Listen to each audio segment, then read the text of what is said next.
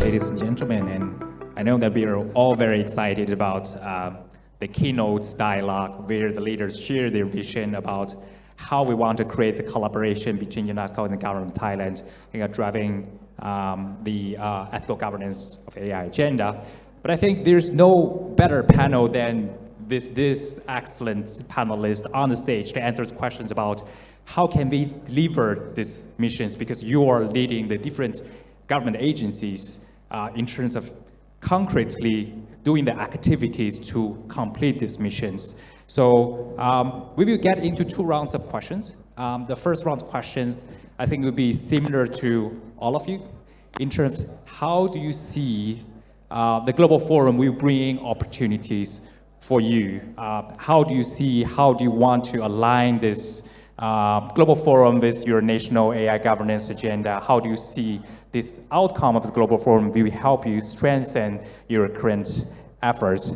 So I will start probably with Dr. Ventam. My question is concretely, how do you see the Global Forum will enhance your position in international AI governance? And what outcomes do you expect to achieve from this event? Well, let me start by telling you a little bit about when we set up AI Governance Center by ETDA 2 years ago. We set up this center just 1 month before ChatGPT came out. Since then, I think we got a lot of calls from organization in Thailand. Can we do this? If we're gonna use ChatGPT to do certain thing, is it legal or not? So we knew immediately we need to have something that would make sure that Thailand would adopt AI in a way that follow the UNESCO framework and also international standard and so on. So the question is, how can we come up with a way to help Thai organization in adopting AI, according to UNESCO principles. And when I read a UNESCO recommendation on the ethics of AI, I think, wow, this is it. Since then we come up with a number of recommendations and guidelines for Thai organization. We issue AI governance recommendation last year, and recently it's going to be approved by the cabinet soon. So next year, I think all government agencies in Thailand will follow those guidelines, and there would be more guidelines to follow in order to help them. I mean, organization in Thailand to adopt AI, ethically, and with UNESCO, helping Thailand in terms of RAM, and also next year we're going to have this global forum.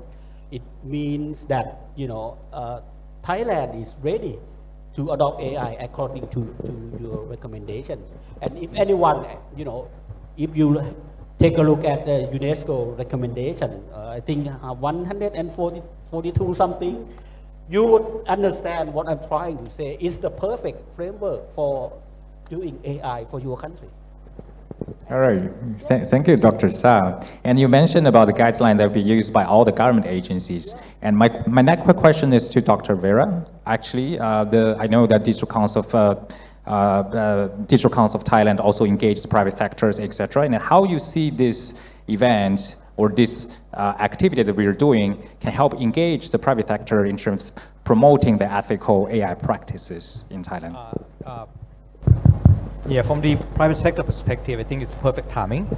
As you know, with the proliferation of AI technology, from the private sector, we actually, because we don't own the key technology, we need to adopt and apply technology for the countries and for the regions as well. So some guideline would really help us align our members. And I also would like to add, other than ethics, I think is more equally important is moral as well. How do we instill moral compass or moral principle? Applying ethics is fine, but if your moral is not correct or your compass is not right, then applying is pretty scary when what we can see in the result. The private sector ourselves, I think we aware of the implications and the ramification based on our experience. I think the past 5 to 10 years with the social network effects, and we have seen how it affects society, affect the business. So I think it's the right time to establish something and take whatever lesson we learned from the past cycle and establish ourselves this time, be able to maybe set some ring fences on something before actually embarking on the full journey. All right, thank you, Dr. Vera. And yes, I mean, it's the right timing, but we also need evidence or insight or knowledge basis to help us drive forward this exercise. And I think Dr. Chai with NACTA, that you are implementing the readiness assessment methodology. You are the body that's doing this exercise together with other agencies.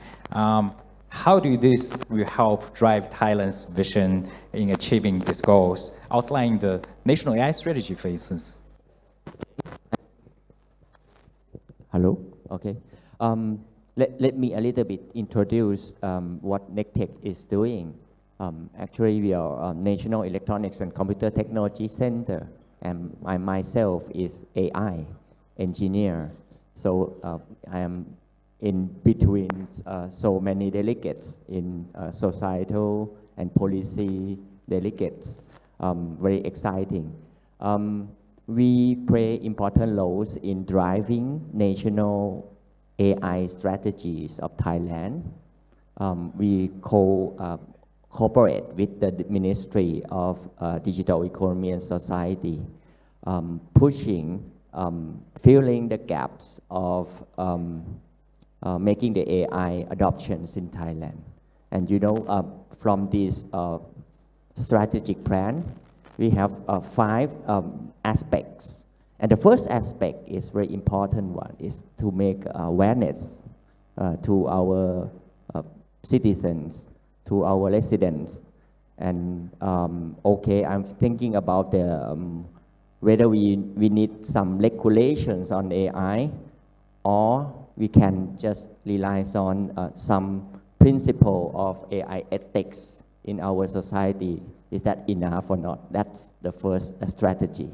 The rest, we are talking about infrastructures, workforce development, research development, and innovations. And the last one is to promote the use of AI in our societies. So you can see that based on the RAM, the readiness assessment methodology, I think at least actually it's all, but to highlight the RAM itself, we can fulfill the directions of at least 3 strategies, which is the regulations and ethics, the first one, to help, you know, UNESCO is really give importance on workforce development, digital skill workforce development, which is very corresponding to the strategy number 3 of our strategy, country strategy.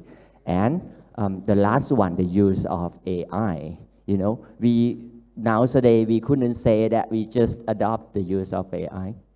We have to say we have to use the AI with governance in mind, because you know there gonna be lots of effect of the use of AI in our society, based on the replacing of the jobs, or based on the use of AI in, you know, negative ways. So I think the RAM will finally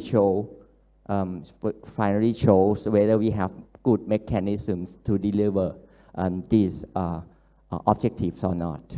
So I hope that. Thank you, Dr. Chai. I think it's very well said. We need to use AI for good, right? So allow me to probably welcome Dr. Wetang. It's Secretary General of the Office of National Digital Economy and Society Commission. Actually, we talk about something that I think probably you can also give us some additional comments or input, because I know that your commission is leading more on the policy side, right? So we talk about the evidence, research, the public, private, And then maybe you can share with us some insight. How do you see this forum can add the momentum to help advance the policy dialogue, policy agenda in Thailand? Thank you so much for inviting me. I'm honored to be here and share with you 4 stories regarding the digital development and AI journey of Thailand. And then I will conclude by saying what's the benefits of this forum and UNESCO and our partners for Thailand.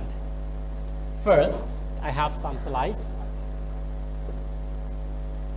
The first is about digital infrastructure. I think my ministry started 7 years ago. My ministry is Digital Economy and Society. And of course, the sole purpose is to utilize and make the best use of digital technology, including AI, for our country and our people. 3 years ago, we have laid down infrastructure, the fiber optic, the cable network, all over the country, cover every single villages in Thailand.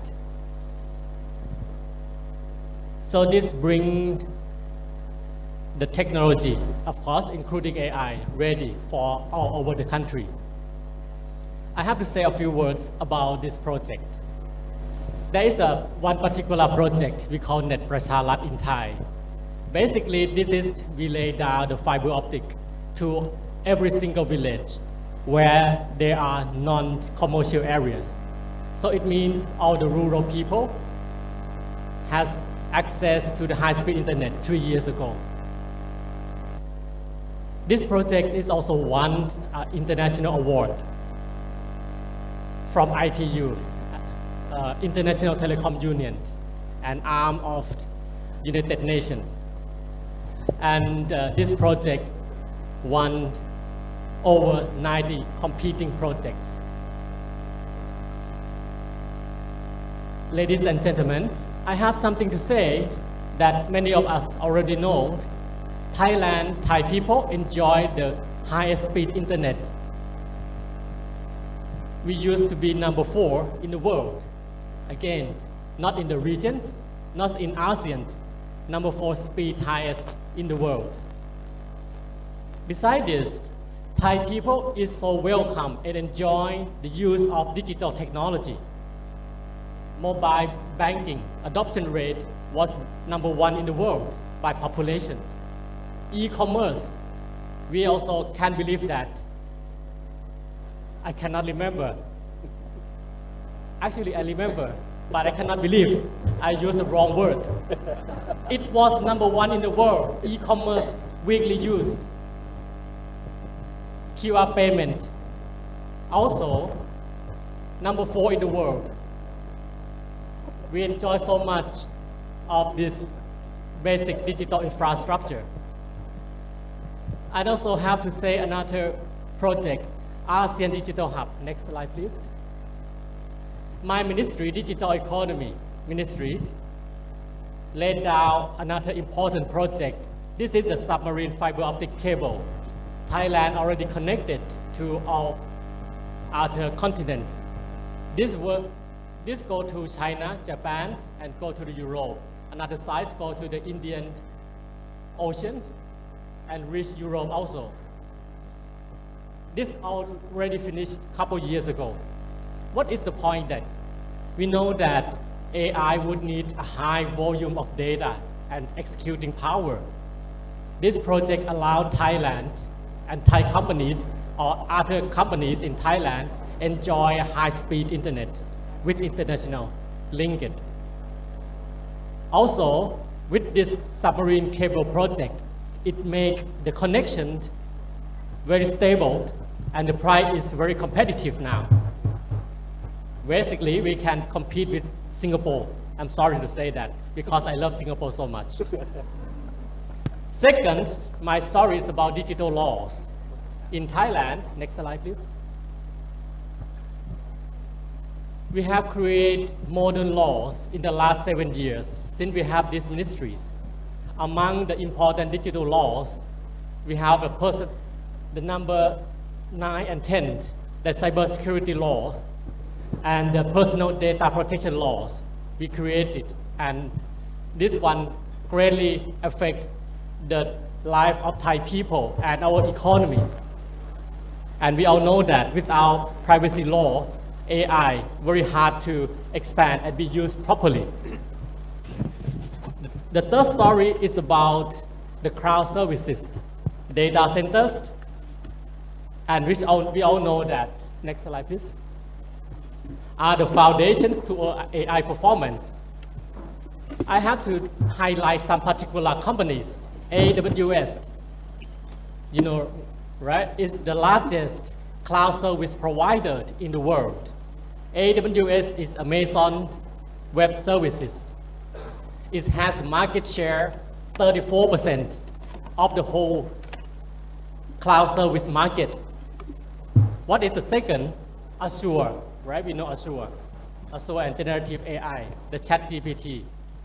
The second one, and Google Cloud, Google Gemini. Cloud and AI, they are go hand by hand. They are going together. I'm proud to say that all the big tech companies, the largest in the world, already announced or already invested in Thailand as a regional hub.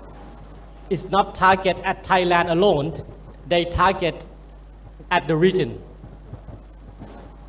I have to also say that the Tencent, Alibaba, the Chinese side, and even from the Europe, Australia, all the cloud big players already present in Thailand. The more important is the next slide.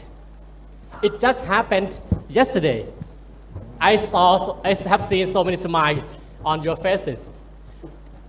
I am sure that all of us can recognize at least the gentleman. But for Thai people, of course, our Prime Minister on the right-hand side. The left-hand side, we know that he is Jensen Huang, the superstar of technology, and including AI arena also. Just yesterday, the chip maker, AI chip maker, semiconductor, the largest in the world, and the second largest company in the world, just came to Thailand and met with the Prime Minister.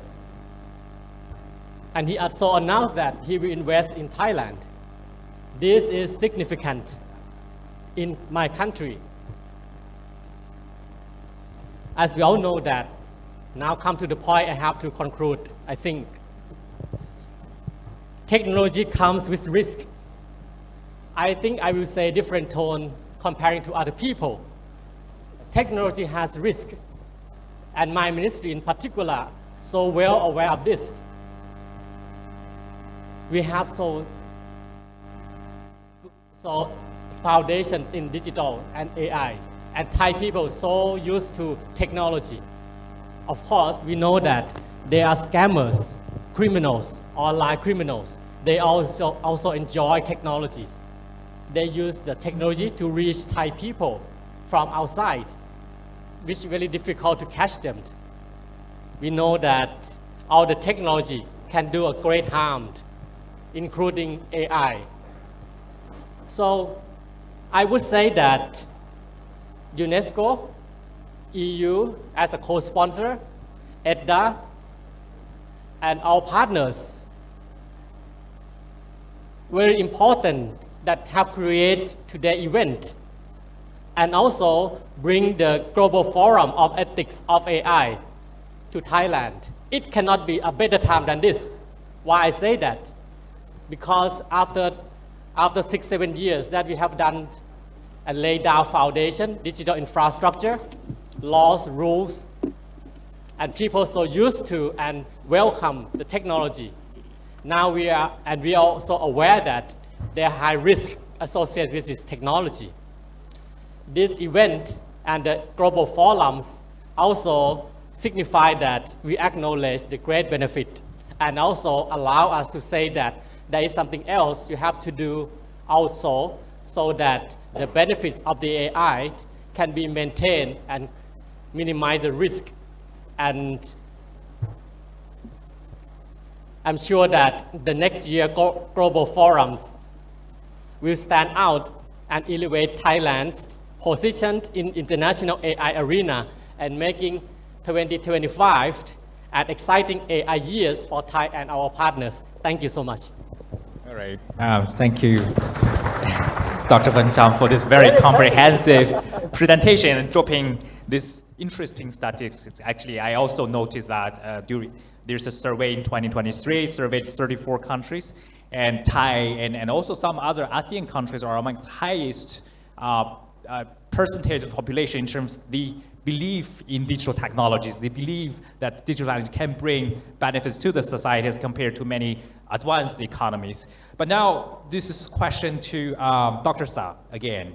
Do you agree with this? Or do you think that we need to strike a balance between innovation and governance, or innovation and the ethical or responsible use of Well, data? I mean, may I add what Dr. Wetang just said, that in his organization actually proposed to the cabinet 2 years ago, I think, Thailand AI ethical principles. Okay, and since then we follow that principles. But as for the regulation implications, actually Thailand we have had already 2 drafts of AI laws. The first one actually was done by his agency. The second one was done by ETDA. Those 2 laws were actually finished before ChatGPT came out, and we felt that eventually Thailand will have AI law eventually, but not next year, but maybe a few years after. I don't know. You know why? Because we think that making an AI law right now won't answer anything, but instead try to create awareness. Let's do governance, good governance, instead of coming out with a strict law. You know why? Because let me tell you, when we had our privacy law PDPA, and we were not quite ready, but with AI, we think that we should get our country ready before actually issuing law, something like that.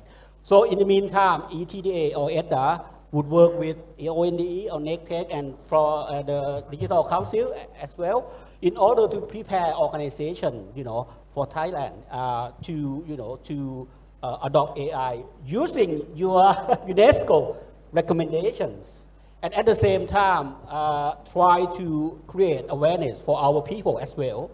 So by doing this, we are actually, would be adopt AI in a way that would try to maximize the benefit of AI, but at the same time try to reduce the risk from it. And with the UNESCO recommendation, we hope that what we are going to do would be in line with international practice. It is what we're going to do in the next few years. Okay. Excellent. My next question just follow on what Dr. Sak has been saying. Do you see any, to Dr. Chai actually, do you see there are any challenges in terms of translate this vision or our willingness to align this with the international standard into the national AI governance practices? And as the key working group and secretary of the National AI Committee, and how do you see that this collaboration with UNESCO can help you address these challenges and strengthen the partnerships, and especially how this work will help the national AI strategy or national AI policies? Okay, I'm practitioners, so after we have the national AI strategy launch last 2 years, I'm playing around with many sectors. We have 10 sectors in the plan that we have to dig down whether AI could be used to improve the efficiency of each sector or not. I can find some readiness of some ready sectors that happen to open their minds for adopting the AI. And we set up some we can say that it's strategic projects, flagship projects of our nations. I can show some examples. The first sectors which is really like enthusiast in the use of AI is healthcare, because we have plenty of research hospital, big research hospital in Thailand, and then a lot of data in the medical sectors.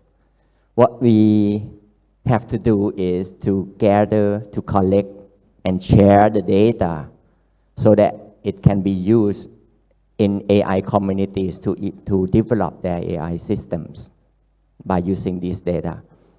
That's really crucial, but it's really difficult, because it's because of the privacy data. It's about ethical things.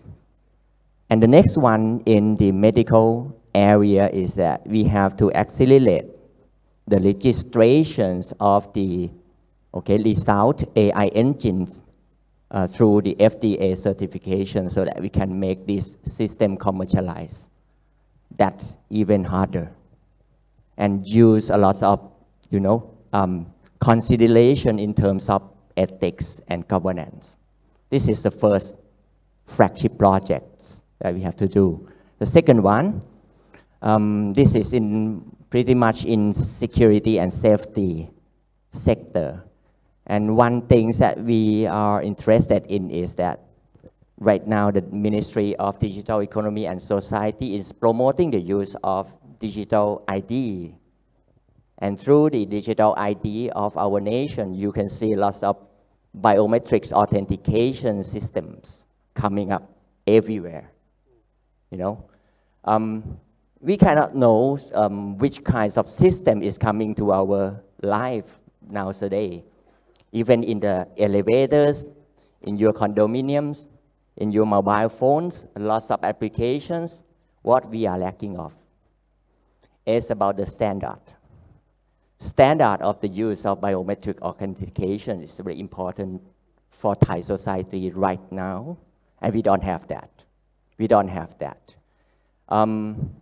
It's about, again, privacy things, ethical things.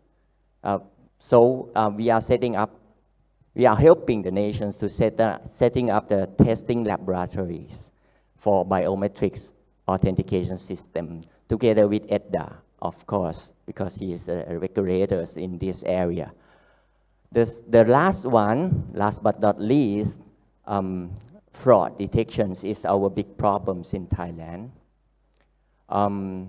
We just have the recent law and digital crime protections last year, 2023. And there are two aspects that we have to use AI inside so that we can improve the mechanisms to support these laws. Is that if we have the incidents, we have to trace the transactions of this incident throughout very big networks of transactions. This is the first one. The second one is even more difficult. We would like to see whether this account or this mobile phone is in the list of being a fraud. So that is really hard. Really, we need a really good governance mechanisms, organization that to responsible in helping this, this issue of the law practical. So I think that these are three issues, just only some examples. And I'm sure that from many countries, especially in the members of UNESCO, they already have some practice on solving these problems to fill the gaps of the use of AI in this to solve this issue. So I think in global forum next year, or even in the process of readiness assessment throughout the next 6 months, we will know more about what is the best practice, what kinds of practice could be used to adopt in Thailand countries. That is really important. I hope to see that. Very excellent. Thank you, Dr. Chai. Thank you for shedding light on the key flagship or sectors that we want to use AI and then these challenges associated to that. But I noticed the word sector. Sector meaning that we need to have public and private collaboration, whether it's healthcare or education or any other sectors, probably less security. But so now my next question is to Dr. Vera.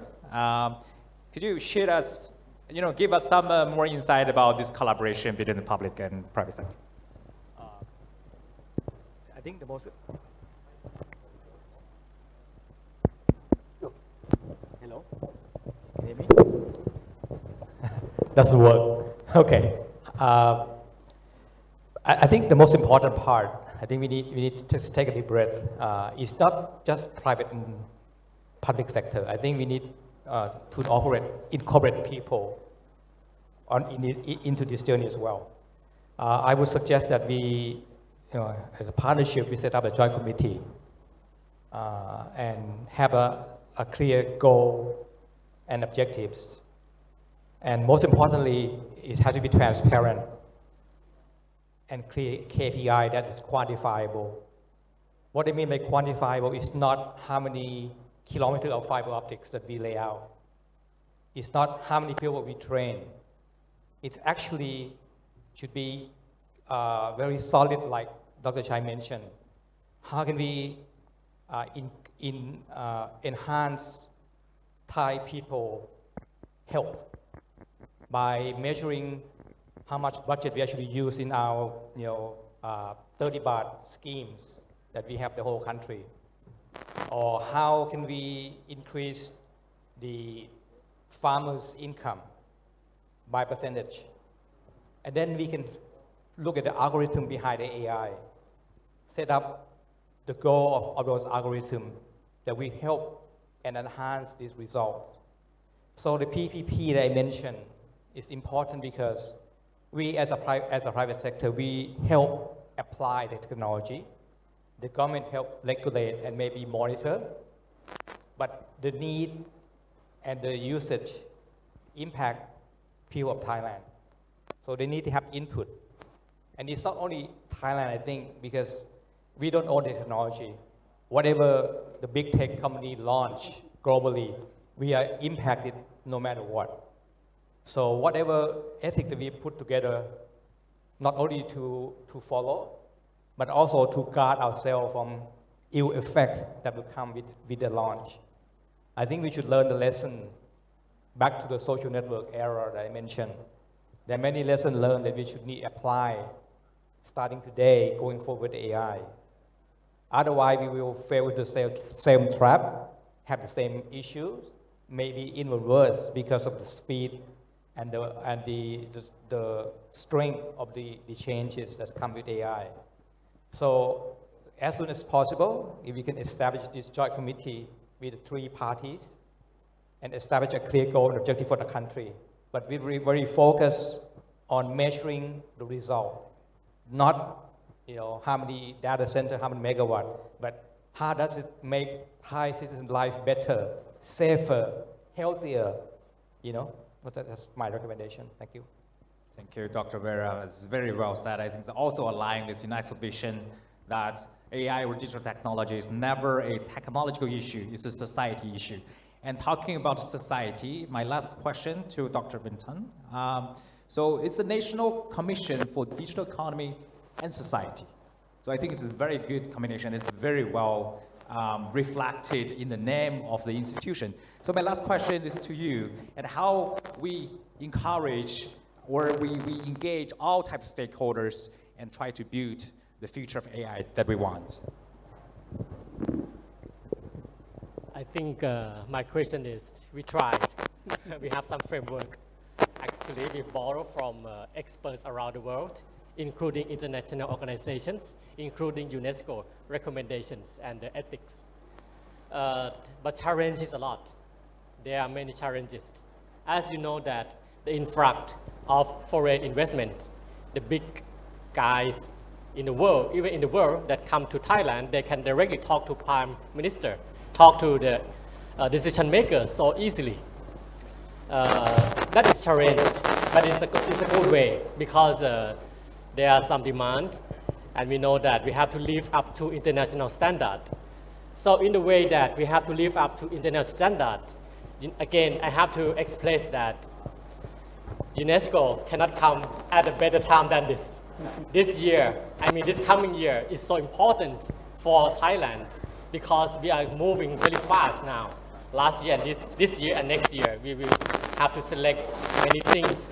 For example, the guidelines that we already drafted, the directions of the cloud services, the use of AI, which I'm sure that Thai people will welcome. I would say that. So we wish that, of course, like you and anybody in here, that the technology would bring the best to the people, every single one. At the same time, we know in advance what the negative sides and how to mitigate them. And I'm sure that the guidelines, the ethics recommendations from the UNESCO and the experience would help us. That is my question and my wish. Great. Thank you, Dr. Wentang. A lot of insights shared today. I feel like we can already feel half of the readiness assessment methodology with the insights here in the panel. So for the sake of time, one last round, one sentence, one key takeaway to our audience today. What do we want to do in the way leading to the global forum or in the next 2 years to try to achieve the vision that we set out? Probably I will start with Dr. Chai. Oh, this is an open question. Okay. In between conveying the AI ethics and AI acts, I'm looking at something in between, which to me, I think the benchmark and standard is something that is very important to both sides. So we are going to that way. Okay, it's a journey with a technology that in the history of mankind, it will be another intelligence that we need to live with. And how do we enhance the living with this technology and also better our life? With that, so some cautions need to be put in place to the policymakers. This is not a mobile technology.